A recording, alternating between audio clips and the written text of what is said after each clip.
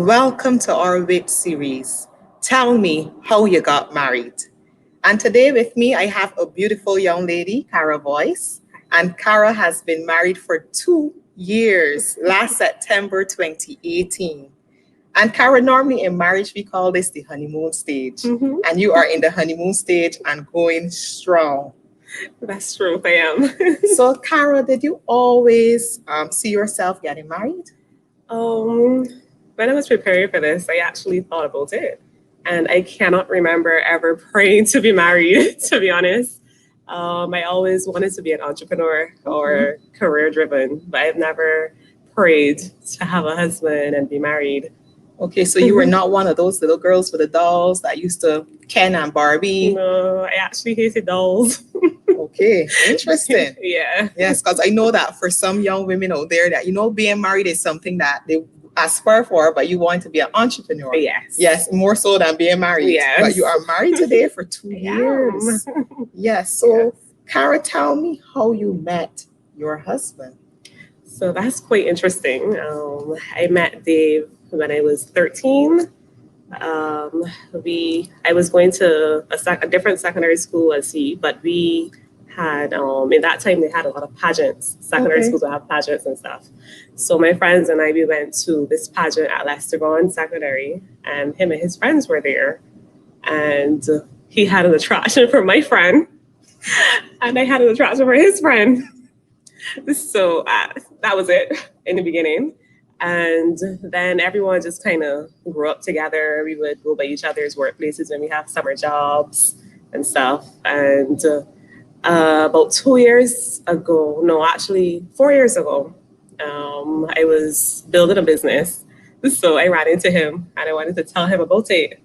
So we kind of got back close at that point. And we met several times in Sky Mall by Burger King. Wow. He never took me seriously about the business. He always fed me. And then after that, we kind of lost track again. And I went to a new church, British Church of Christ, where I was studying the Bible, and I got baptized. And I don't know if this is the same for everyone, but when you get baptized, you're usually on this mountaintop type experience. Very true. Yep. So each time I would run into a guy, I would always speak about God. Okay. And so where do you go to church, right? So I went to Surfside to meet my best friend, and I ran into him. And we were talking, and he said, "So what's up? How are you? How has life been?" And my first thing was, "Oh, I just got baptized." And that was my defense mechanism, I guess, to kind of keep away the guys, right? Because marriage was not at the forefront of your mind at all. You were just happy. You were on that mountaintop. I was. And looking for the entrepreneur experience. It was me and God and the hustle. That was it. Yeah. So when I told him, "Oh, I just got baptized," his face lit up. And I was kind of confused as to why he's so excited. And I remember going to the gym like around 5:30 to meet her. And I had to pick up my mom from work at 9 o'clock, right? And at 9:30, we were still outside on the back of my truck, talking, laughing, and the time just got away. So he always says that after we had the conversation, he went home feeling as though he found his wife. Yeah. But I went home feeling as though I found someone that's coming to church on Sunday. So it still was not on my mind at all. At all. Okay. So that's how we met. Yeah, and that is an interesting story because you said you know him since you were 13 years old, but none of you had interest in each other. It was different. You had interest in someone else, but then God, somewhere along the line, the relationship started. Yeah. And for him, he found his wife, and for you, you were really looking for somebody to take to church. Yes. So then what happened from there, Kara? Well, what was actually interesting is that in that conversation, it was Friday night, and in that conversation, he told me how he would tell his best friend, "Let's swap." So years ago, when I had an attraction for his best friend and he had an attraction for mine, eventually he realized it was really me that he should have been with. Okay. So he would ask his best friend, "Can we swap?" Because it sounds as though we have the wrong person. So apparently he had his attraction. But after that, he came to church on Sunday. My mom was with me. And my mom, after he came to church, I remember he he sat down next to me, and I felt this feeling. It felt so weird, like if all of my problems transferred. I felt really light. So after church, my mom was telling me, "You're dating that guy," and I said, "No, no, I just invited him to church." It's just I But invited him to church. so I don't know what she saw, but then immediately after that, we actually started dating. So you started dating. So that's when the late night conversation started. Yeah, I think the late night conversations never ended since the Friday when we were on the truck. We talked every day since then. Wow, that is interesting. That is a beautiful story, Kara. So for those persons out there listening, you heard about this relationship where they were not pursuing each other initially, but then that fire started through God, and God would have been I would say, the center of that marriage now. So 2 years. So anything in this 2 years that you would like to share with us after being married in September 2018? Well, we only have 15 minutes in 2 years. I think the adjustment was really crazy for me, because it wasn't something that I was prepared for. I wasn't expecting to be married. I remember when I got baptized, the sisters at church were trying to encourage me to date within the church. And I said, probably in like about 3 years, I just want to know God, love God, that type of stuff. Right. And I remember in a devotional when we started dating. So we started dating it was March of 2018. No, sorry, January of 2018. And then in March, he proposed. And I didn't say yes right away, because I was still adjusting from, worldly views versus what God says. Correct. And I felt like the timing was a bit too rushed, So I started studying. I read so many books in the Bible. I did so many devotionals. And I was trying to study out, how do you hear God's voice?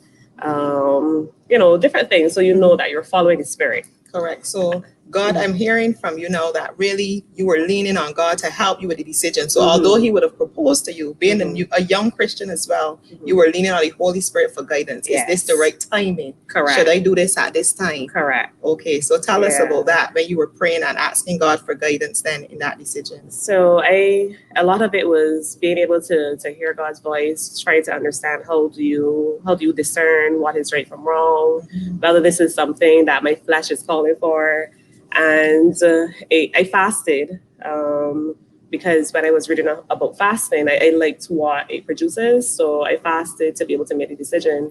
And in my devotional, I literally heard God's voice say, "I brought this man into your life to be your husband." And I cried because I disagreed. So even then you are still disagreeing, because marriage is not on your mind still. So even then God is saying, "Yes, Kara, this is what I have for you." And you are still not agreeing that this is it. What was that turning point that you felt, no, this, I'm going to do this? I always, and I tell him all the time too, my husband, I always say I am very obedient.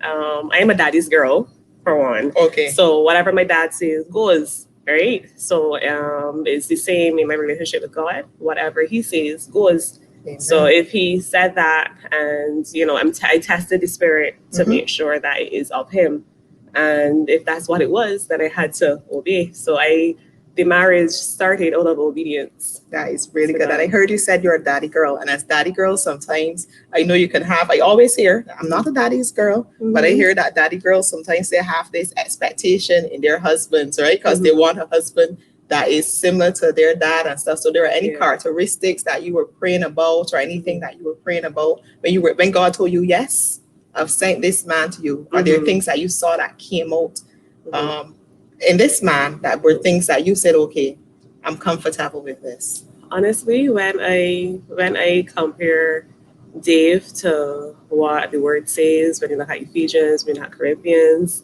I think he's perfect. I think he's just made specifically for me. A lot of my praying was about myself, was about me trying to become selfless and trying to not ruin the blessing that God has put in my life, because I was so independent and self-reliant, and had the wrong priorities and so forth. So that was more me trying to make sure that I'm the wife that I'm supposed to be. And I hear that coming out in the entrepreneurship too. So now being married and pursuing that goal first of entrepreneurship and now being married, you see the two merging together. Is there a dynamic there now, that this sparkle that's happening, this fire that's happening in between the two? Well, what is interesting is that we are exactly the same, Dave and I. We have the same dreams.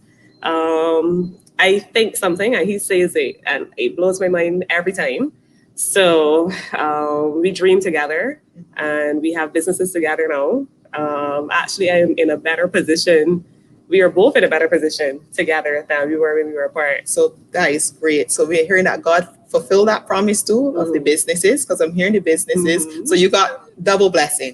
You got the business that you were dreaming of when you were young, and then you got what you were not even dreaming of. So the unexpected blessing in your husband, Dave.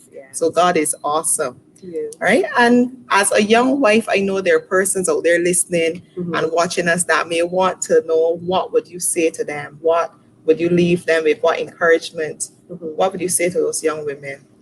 I would say, I don't want to scare you, but I would say you need to prepare yourself for what you're asking for, because marriage is a huge responsibility. I take it very seriously. I think that when two persons are married, they're committing to helping each other make it to heaven. And if you really want to be married, you need to start first understanding what God sees as marriage. You have to understand, you have to love yourself as well, because if you don't love yourself the way God expects you to love yourself, it's going to be hard to love someone else. And if you are in my age group, don't be stubborn, be very submissive. I was very stubborn at first. That's why the transition was so hard. But we have to be willing to submit to what the word says. I think what is best for me is that I submit to God first, right? I submit to God first. I submit to what the word says so that I can be able then to follow my husband. Because if I don't, I will just be following based on my own understanding and based on flesh and what the world has, I guess, kind of created as a picture for marriage. So I think that anyone that wants to have a successful marriage, that wants to have a marriage that is full of love and happiness and kindness and respect, has to submit to God and understand and keep God at the center. Correct. I love that. Because you mentioned to submitting to God first, and we saw that you would have done that through prayer and fasting before making that decision. And then even now being married, submitting to your husband. So by first submitting to God, submitting to your husband came naturally. So Kara, thank you so much for joining us today. It was really great having you with us in studio. Bless you and bless your marriage. And I want to thank all of those out there who are watching us for joining today. We just bless you and we thank you. We hope that you take away those nuggets. If you're looking to be married, submit to God first. We heard how Kara prayed and how she fasted first before making that decision. And now she's happily married. Bless you all.